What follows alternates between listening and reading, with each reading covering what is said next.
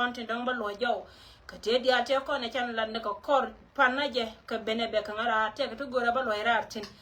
longa ko biya lati biya ga ciya ka ne content ka mala yana let piske yandi ala ne dia to ciya ngane ton tama babarar ko be no lerga to ngenti na wi mon keleo lara nyamen goro go ba lar ko na maje ci pet pare do aran ka South Sudan muluno wajen ponde chaje lar ji jani gengni en gote ka kwaktu mande ci bas ka ne to ko ne chal kai cha dino ba Sudan to kula nyin nori ka ne dia la kon te ka dukane ka su custom eda ne ci wang muluno ka ne te dia la ton tama wata kon ka ga dar ore dwel wal jo me ci kula benen wajen ponde baje longie wajen ponken ka ne te kon de ci kwa ken ci ka ba tele me shi kuma selva kir ma yadi le taka che kamala kondi ala ngai ni shangan wo me che ma che pede we ka South Sudan tele ramla bagra ar kane de kono kwala choro kwar we ko wo kan pan ke na ba cha ba kanyo kamalo yo kan yin ke na kono chiri hawo minti ne jentine wo kan etin kontre we ka South Sudan ntame la wajen ponde wane tunga na kan riuden kare de lo wal ko jen cha ko tunga na kan cha ka loza kan kama Japan kan e diara kono ko ke bi ni kan awona ka tan ko ngi che ka kwan kati dia la kono la nyen su ka che nyen business ko la nan ka sung ne ken male mi de long ka pam dis dia la kono ram ka gar ken ka jen ku ka mi che ka wona mi che ga mo che to mi lo no wajen point ba e jogo yene dia la kono re del wala go bia ngai ni jogo kana to che kan ko ga la ka en go point da kan tin dia la kono che ko jen go ma binyin ken ba ka de dor ne me jalo mi de long min tin je tin go chi ne to kono char ka ji we chi kan la go wo min to ka mai to na ngai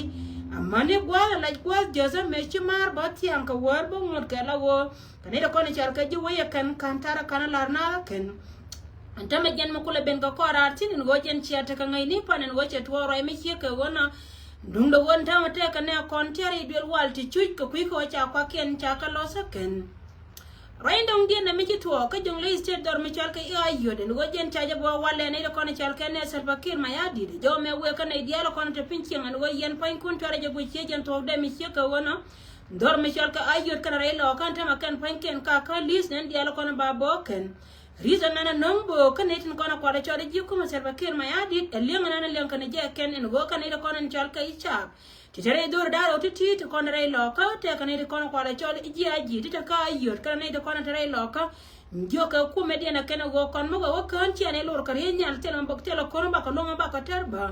e plan ko re minan lan ke kanede kon tare we ka South Sudan ti ane kon to ka jongale yen wajen point be ko ba chop ko gwana na chare la ka ken ka chet ke mechi no do ti bi che barar ka je panne je en go chalar yo go ko re me cha jare la ka kanede kono char kene Salva Kiir ma yadi en go ken pan ken bin wara bara na karo bona ni ci bokre en wala ci ko mu gay na ko way no har ci mu go ci la tale na larba go ci gad kan ne tin kono kwala ci ne ti di amani sha biya ko re dor ka yur county kan ci ga county ne ti lure dien ba roy nong di na ci anyo ka mala arka wajen point ka ne ko non kwala chol e commissioners ne dor dangre o dor mi chal ke ni rol county ti ta kel ke wur mi chal ka gar ke toche ne tin kono ta ka yur ka kantin kono chani ko ne chari ji jobe jo kana go kon gor ne ya ba ko maj ba ko yot ka counties daro titi mono go gor ne lo ka ye mo yen ko bo ka nyal ka ne titi kan pan ken bo ko ra ba chop gade ne me plan me je ne ka jong le state ne gwan to ko we ne ga ko te tin chet ke men ci kon dia la ngai go te ka war gam te bagra ta malar ga je ken go de la chara deje to ken go de char je ne bo ka de wo ka yot county la ken ta to ci ka be succeed mo wo ka na la wo ken kanai da konin chal karo de ni jai go kanga joy pinya kare we ti jaw chele ne ben baka ne dial ten gwa ma lar kane gon go kane tin kono to gwa ma dal ka chi boro wang den ko de ma de yoda ken ko go me cha ona kare lo ka chenga dan go kane bi kan yen kana urmi chal ka tu nyangat kal kane urmi chal ka ire te konte cha na yan ma kare lo ka riudien dia to ngana kan tema tanken ka woni jiena la wakan tika ta tare jiena kono nyor ka tin ba dio ne de ka ayo de ba gon wo rai mi chi kono we wato ka ba bu ngwana metare lo ka kore lo ka ger ka jen poinde te ka gwa de na ro de ta tin mi chu wala wo jen ti maro tan ke je ban yam shin gwana na te tin ro shin tin she ga ne de kono kwala cholo ajini kan panken wur ka la wo ka na ka tar mi chal ke pa jut gwana na kwa jog de la won nyat bur tin ka na ta me che de mi to ka ayo de mi she ka wona jenna no kwala gora kana wabiri ba continue ka mbe na ba ka bo lar me we ka cha bia tin kontre we gwa ma mana gan kana ne to kono kwala chol ene tin den na kana no chora dong le ja ka ba ka wang gurmi chal ka chol ton balo kana je kore ka Salva Kiir ma yadir ka ga ko ka jong le ko bi korien ba mo to metetin gore ja go wona ga gari yere gwana dia la kono te kono ne chiene te katim waya kare dwar ka yot county amani jene da koni chal ka jinyo albata e jina kamila roda gwa ma ko ken panken buka chopo yesun kara ikor ma kwa plana ken ko ba kor pen bater ne ta ka wat kan da koni tadar ma chal ka iyai kan da koni tinyenti da koni re dwar ma chal ka Uror County ka dor ma chal ka pier payam go ka ken koni gon ka gwa ken titi ka ken koni gora balar ye ka kui ka tindi ala koni krodian ka plana ne na kon en go ken panken ayada la ka ken go ken panken ba kor bater ka jongole Raindong dia ne biro nyoka warara michi ben kamela kal ci jawche ben ka gommo tare dwar kama kal wasite chon kamela kal cha go kai cha do kon tare de en go kan ne do kon kwale choli jang ti ci ture dwar kamela kal tama kan panken gor kan wore kan kan ta re dwar kama kal chale ne lar go ka pero wanga nan te ka gati wachi gien to go ka dukan ka su gandi kamela kal ti laga nware Shika warom ka gatin kone chal ka gat jani kan panken wacha kanang annay to ko ka gwadi na wan machara ka tame ki jaw me che ben kan ida kon tare do ar kamela kalen wasitation cha wo go adum do go kan ida kon ko le choli ji kume shika no goro go apuje go de titi de kalar na ga kan chab ya lo kon tinjel go ma cham nori kan ne to kon chal ka ite dat ka jek e woni jani she kwar jani to kon tare wi do ar kamela kalba cha wede na rodian tit ka jala na jel kana ci jawche benen wonta mete ke bondi la je ire do ar kama ka tila we ka dama lar ka je gote ka gati lar ka tijari ya kan tila je ire do ar kamela ka tin kono kula wa ka dama payam walar ka je wo yen ga to kono chal ke ga nori cham ci gien la go biro do eti ka chot ka kume ngai ne go ka nei dang bakal te konde pay na ka kor ni te chu jo kan panken ka ji kume te te kel ka kume no ko kuma ko so pode ken waka be jalun ka be ji chon kula ngwana go miti ka ma ka gatin ko la yen bi la chia ka kel de yen kwa kunde yen ka jako ken de ka bar ka ken jo me cha la go ante me wore do ji nas ka me la kal bana ka do ma jen go to kana tin e jang kana go di atin kon te la go du kana re do ar ka me la kal ka wa chen cha ji kap enen ka ji ba kume me la kume jani mata ka ma kal kel ka kwari ni dola lar ka je go cha ga no re kana ga te at ken cha ka lok che ka ga jana kon tere we jo me chokule ben ka ye ka lar ka je go ba je long ni kon te ka ma kal en go yene diatin kon chal ka inori wali adun la ba yene ba jarar ko yudun diatun ana kan te yen ka POC ndera go apu je wodere nyur go ni kun dial chet ke min chaje lara kan ida ko roi go me tin no go report kan wajen point tele me dinu de yene wo gorar ko gon POC cha wal cha ka de la ka amana du mani mutin kon la ko ke mani tin kon la deran ko gorar ba to ko dukani go ti ka POC tin tene de kon ko la chole jikko cham wa ta tin dere to mi shi ka wona wo yene de kon chal ka inori ka te ta ka POC dere la na mal ko dere goro go wo bianyen kun bia ko go ni kun karodun ka yen pain kun ba biara tir kon ne de kon tare weekend ke comedian kel ka kane de kon chale la ka kan wo kan ba yele ka dora ken rai me kel me chitore dor me chal ka panel state dor me chal ka email kal en wo jen situation cha wo go ka chab tare de chale ne larbo go wote ka gati la ga no re dor me chal ka ibarar ka dal ti wo ka gere da ne la ger kan nas ne tin kono kwale choli ji kuma ti lat ka boda kam dor me chal ka ino Sudan kana naitin kontin chalke iji South Sudan gade titare den ka gade charo mix ti larke business ke la ken la woken panki la na ka ngani ken bi ka woka boda dung South Sudan kana no Sudan ba nga ba ko ken wache te tuote ka gadang bakel ti chakap kan gade token panken ka ga nori ti larke ka gade jani barar ka dal kan panken wacha ka ba on gwa mi ka wona entame na mote pin kan ida kono ta ka boda ka ma dwar mi chal ke no Sudan kana ne ida kono ko ale chol e ji wait la chal ka Jesus e jo me we kan e diatin kontin be batila no ke en wo kan panken tila no ga ba ya bala gan gwa ma entame chi kuma South Sudan tara la ka ma na mo ala wala gore je go ba ne ida kono chal ke i jangtin loy ka jo ka chomal chene dia kono be kan no Sudan tin kono cha deport no ga ka South Sudan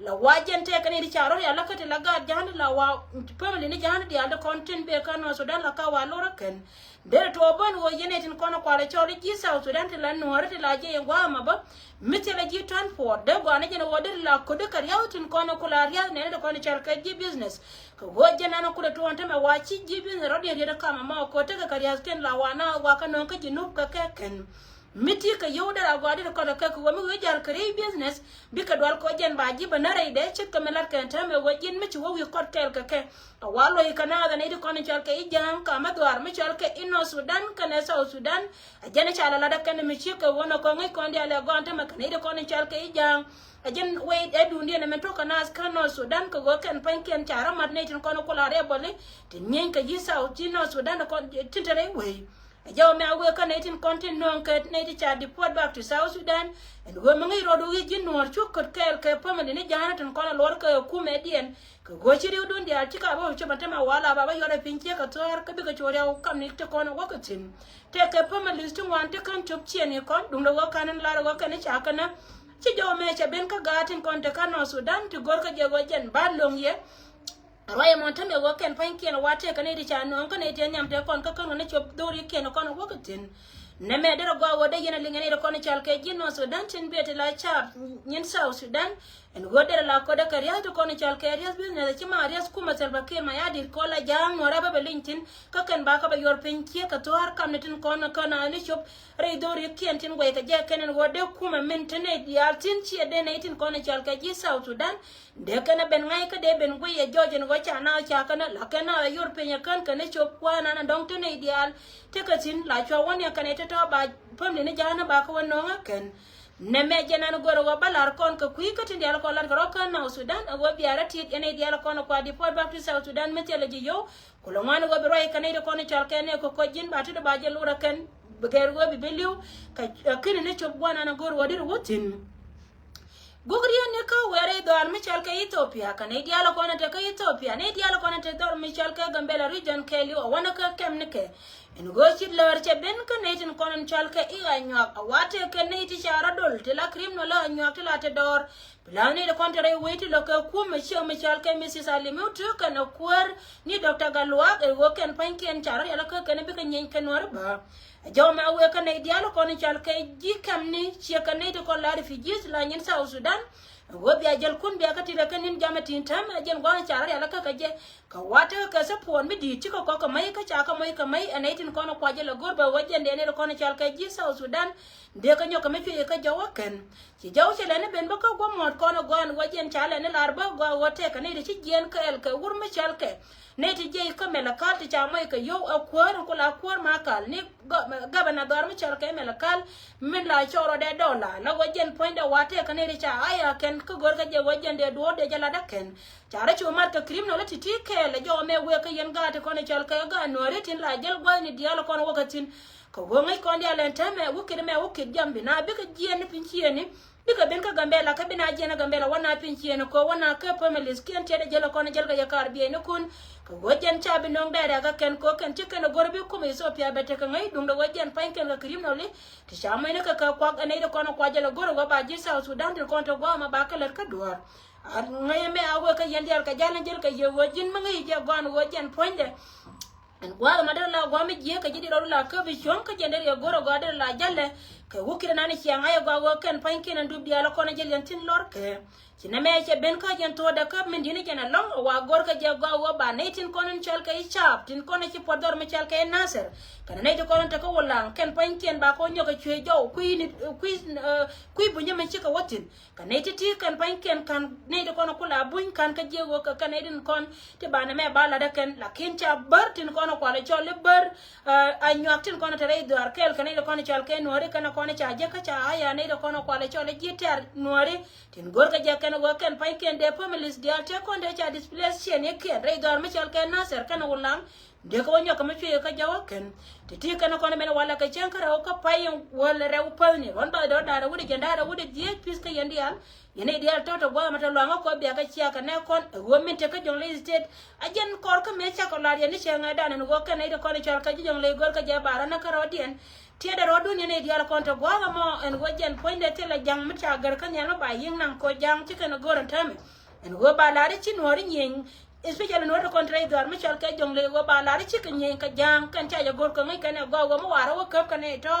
ba mana bor ka ci bor gore me shi ka wona wabi kala waka liap ka wongai kon dia la ga South Sudan te ga piu ka rundia mo lo gon siang ne ke la wala se ga je kan ka liap wi kana wode ko wacho pintin ka mama da jang lo mai ka ta sire yeri de ko wacha me nyi ka kan madara man te ma jaka tor ka gor na be man wala tor ko rodien rai me shi ka wona jana chari la ka kan jana ko la bawna dor kun mo ka ya ka ma ko ti gol ka wajen dia dab ka ga te ga disabilities ka wajen pain kun ba gwa ba way bilu ne yen ka jatun ko na kap kana kan ka South Sudan chali ta nya jibor wajen batare no ra ka rodien ba ne dia ko na tayentin titi kan ko na banonge barado ko garar pi ko yen dia ko mara yen dia ko ka yen dia ga ngwa ko be ga chia ga ne kon anyi ma ne ber yang do para no ngilar ke no dot tv mo de still bana tekel ka ta no kon to go to work bento